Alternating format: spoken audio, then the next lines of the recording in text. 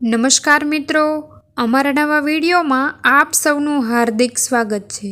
આજે આપણે વાત કરીશું દીકરાનો મારનાર, સત્ય ઘટના પર આધારિત। દેવળિયા ગામના ઝાપામાં ફાગણ વદ એકમને પ્રભાતે ધૂળેટી રમાઈ રહી છે। વચ્ચે દરબાર મંદોદર ખાનનો 8 વર્ષનો દીકરો અને કોરે મોરે ગામ આખાના હેડી હેડીના જુવાનો છે। આગલે દિવસે હુતાશનીનું પરબ હતું, એટલે લીલા પીળા ને કેસરિયા રંગમાં સહુ ગરકાવ હતા। તમામને અંગે પંચરંગી છાટણા દીપતા હતા, પણ આજ તો પાડવો એટલે ઘેરૈયા માંજા છાંડી ગયા છે। ગાંડી તૂર બનીને ગારો માટી છાણ જેવી ગંદી વસ્તુઓ એકબીજાને રોળવામાં ગુલતાન છે। ધૂળેટીનું તો પરબ જ મૂળ ગાંડું, અને એમાંય ગામડાની ધૂળેટી, કાળો કોપ। એલા ભાઈઓ, કોક ઉજળે લુગડે મહેમાન વયો આવે।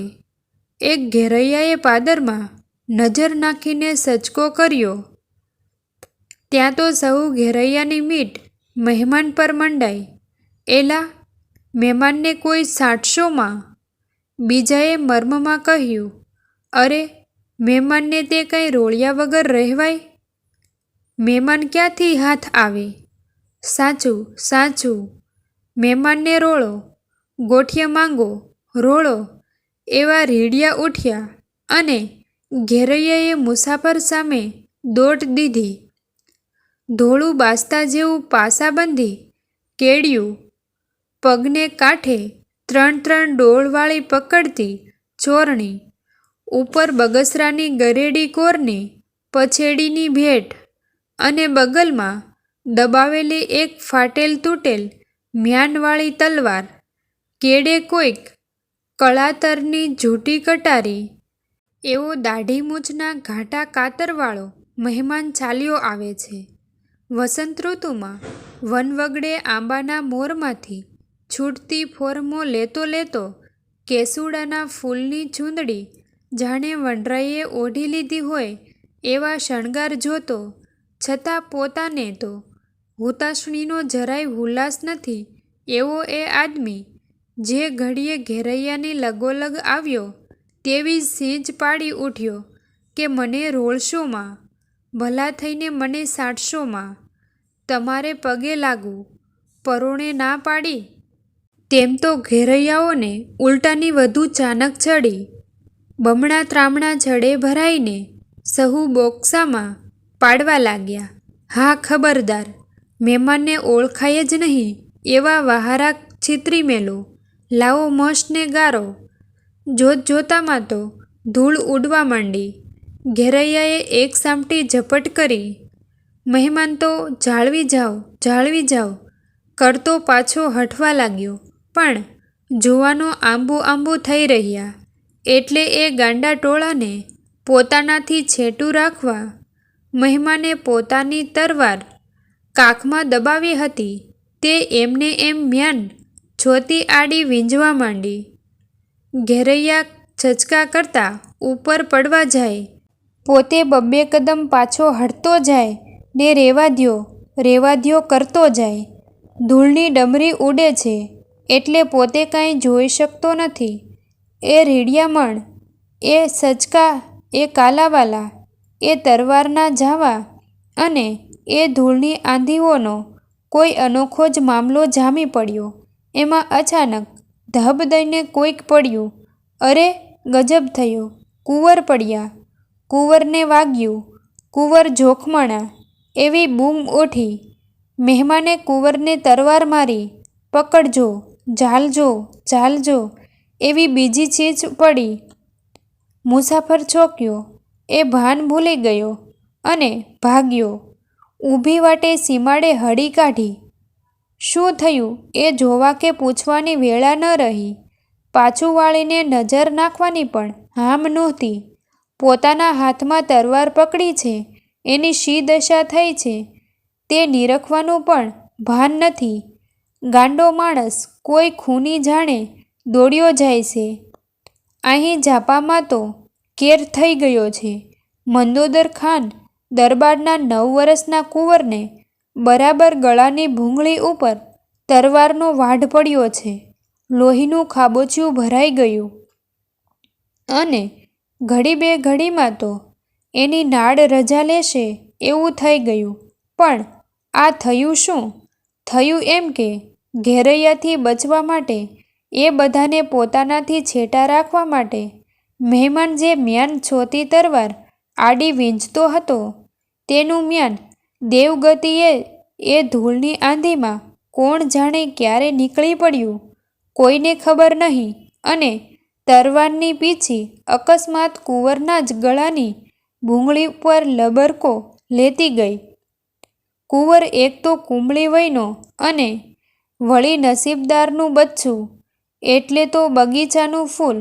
તરત એના પ્રાણ નીકળી ગયા. પલકમાં તો માણસો ડેલીએ દોડ્યા. કાવા કસુંબામાં આખો દાયરો ઘેઘૂર છે. દરબાર મંદોદર ખાન જાતના હતા, મોલે સલામ, પણ અસલ તો રાઠોડ રજપૂતની ઓલાદ, એક જ ગામડાનો ધણી, વાટકીનું શિરામણ કહેવાય. પણ પેટ બહુ મોટું, એટલે ફૂલની સુવાચ પામીને જેમ ભમરા વીંટાય તેમ કારીગરો, નટવાઓ, કવિઓ, ગાણા બજારણાઓ કરનારાઓ તમામ મોટી આશાએ આજ વરસ દિવસના ઉજળા પરબ ઉપર દેવળિયાની ડેલીએ સમતા નથી. ત્યાં રંગમાં ભંગ પડ્યો. રાડ ગઈ કે કુંવરને માર્યો. અરે કોણે? કોક મુસાફરે. ખોટી વાત. આજ કોનો દી ફર્યો છે? અરે બાપુ, આ મારીને જાય ઊભે માર્ગે, ઉઘાડી તરવારે. હા, લાવો મારી ઘોડી, ₹2000ની રોજડી ઘોડી. હાથીના કુંભા થાળ માથે જાતી ડાબા માંડે તેવી, ભાગતા હરમાણાની સાથે ભેટા કરનારી. એને ફક્ત છોકડાભર મંદોદર ખાને રાગમાં લીધી. સાથળ હેઠે તરવાર દબાવી અને રોજડીને ડચકારી. જાણે તીર છૂટ્યું. ઝમ ઝમ ઝમ આંખના 3 પલકારા ભેળી તો ઘોડી સીમાડે પહોંચી.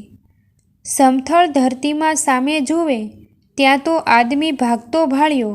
હાથમાં ઉઘાડી તરવાર પિયાલા જેવી ચકચકે છે. સમજી લીધું કે એ જ ખૂની. મંદોદર ખાને ઘોડીને ચાપી મહેમાન દોડ્યો જાય છે ત્યાં ડાબા સંભળાણા. થંભી ગયો. પાછો ફરીને જોતાની વાર જ જાણી લીધું કે પોતાનો કાળ આવી પહોંચ્યો. હવે પોતે પગપાળો તે ભાગીને કેટલેક જશે. આમે મરવું તો છે જ, માટે હવે છીથરા સિદ્ધ ફાડવા ઊભો રહ્યો. બોલીને તો કાળનો અટકાવાય એવું રહ્યું નથી. ખુલાસો કરવાનો વખત નથી રહ્યો. એટલે સામા ઊભા રહીને આ મુસાફરે પોતાની તરવાર પોતાને જ ગળે માંડી. અસવાર એ સમસ્યાને સમજી ગયો. જાણ્યું કે કોઈ ત્રાગાળું વરણ લાગે છે અને હું આગળ વધીશ તો એ તરવાર ગળામાં પરોવીને મારે સીમાડે લોહી છાંટશે. એમ સમજી એણે રોજડીને થંભાવી. આગેથી પૂછ્યું, કોણ છો? છારણ. શા માટે આવ્યો તો? કાળનો બોલાવ્યો. ભેંસ્યું બધી મરી ખૂટી. છોકરું છાશરાબ વગર રોવે છે. નહોતો આવતો, પણ છારણીએ ધકેલ્યો. મંદોદર ખાનની વાંસના માથે અવાજ તૂટક તૂટક નીકળે છે. કુંવરને તે માર્યો? ઈશ્વર જાણે. છારણે આબસામો હાથ કર્યા. મને ખબર નથી. હું તો એટલું જ જાણું છું કે મારે ડેલીએ આવવું હતું. છીથરા પહેર્યા હશે તો ભૂંડા દેખાશ એમ માનીને ભેળી લુગડાની એક કોરી જોડીએ હતી તે ગામ બહાર બદલાવી. ઘેરૈયા મને રોળવા આવ્યા. મેં એમાંથી ઉગારવા મ્યાનમાં બીડેલી તલવાર વીંજી. મ્યાન ક્યારે નીકળી પડ્યું તેની મને એક ધૂળની આંધીમાં ખબર નથી રહી. આટલી વાત થાય છે ત્યાં તો પછવાડે ગોકીરાવ સંભળાયા. કાળી સીંચો પાડતું ગામ આખું હલકીને ચાલ્યું આવે છે. કોઈના હાથમાં તરવારો તો કોઈના હાથમાં સાંબેલા. ધ્યો ધ્યો ધ્યો એવો દેકારો બોલતો આવે છે. ભાળતા જ ચારણે ફાળ ખાધી. મંદોદર ખાને રોજડીને માથેથી રાગ છાંડી પોતાની તરવાર આધેરી ફગાવી દીધી અને પછી સાદ કર્યો, ગઢવા અહીં આવ. આ લે શું? આ મારી ઘોડી આપું છું, સડીને ભાગવા માંડ. શું બોલો છો ગઢવા? વાત કરવાની વેળા નથી. જોયું, આ ગામ હલક્યું છે અને તે એના કુંવરને મારી નાખ્યો છે. આવ્યા ભેળા તારી કાયાના રાય રાય જેવા કટકા જાણજે. અરે પણ ભાઈ, તમે? હું મારી ઓળખાણ અટાણે નહીં, પછી અટાણે તો ભાગી નીકળ. નીકર, તારા છોકરા રળજી પડશે અને ગામ લોકો તારામાં ને તામાં રોક્યા રહેશે નહીં. પણ બાપ, તારું નામ? અરે નામ ખુદાનું, કહીને મંદોદર ખાન દોડ્યો. ચારણને બાબડે ઝાલીને રોજડી ઉપર બેસાડ્યો. છોકડું હાથમાં આપીને વાંછેથી રોજડીને ડચકારી.